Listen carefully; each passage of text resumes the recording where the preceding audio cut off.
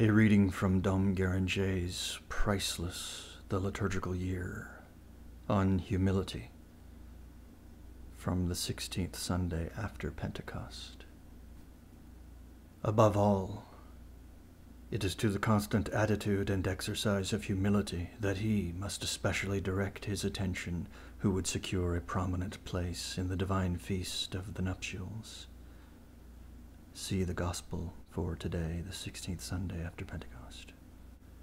All saints are ambitious for future glory of this best kind, but they are well aware that, in order to win it, they must go low down during the present life, into their own nothingness, the higher in the world to come, the lower in this, until the great day dawn when each one is to receive according to his works. We shall lose nothing by putting ourselves, meanwhile, below everybody. The position reserved for us in the kingdom of heaven depends not, in the least, either upon our own thoughts about ourselves, or upon the judgment passed on us by other people. It depends solely on the will of God, who exalteth the humble, and bringeth down the mighty from their seat.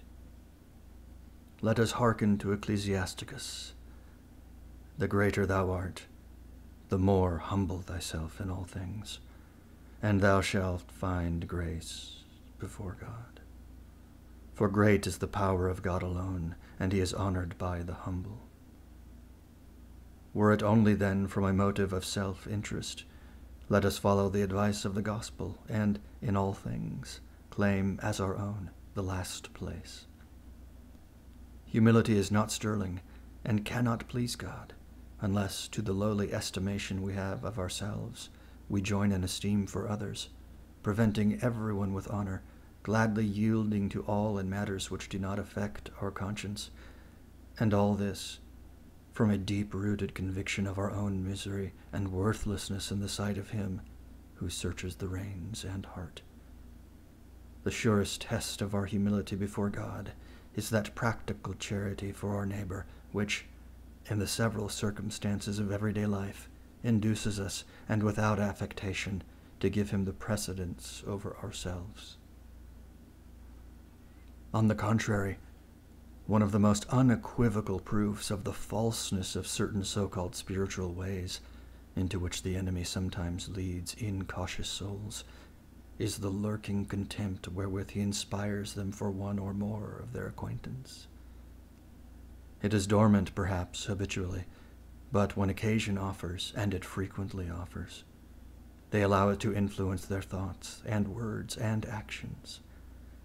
To a greater or less extent, and, it may be, with more or less unconsciousness, self-esteem is the basis of the structure of their virtues. But as for the illuminations and mystical sweetnesses, which these people sometimes tell their intimate friends they enjoy, they may be quite sure that such favors do not come to them from the Holy Spirit. When the substantial light of the Sun of Justice shall appear in the valley of the judgment, all counterfeits of this kind will be made evident, and they that trusted to them and spent their lives in petting such phantoms will find them all vanishing in smoke. Having then to take a much lower place than the one they dreamt of, they may reckon it a solace that some place is still given them at the divine banquet.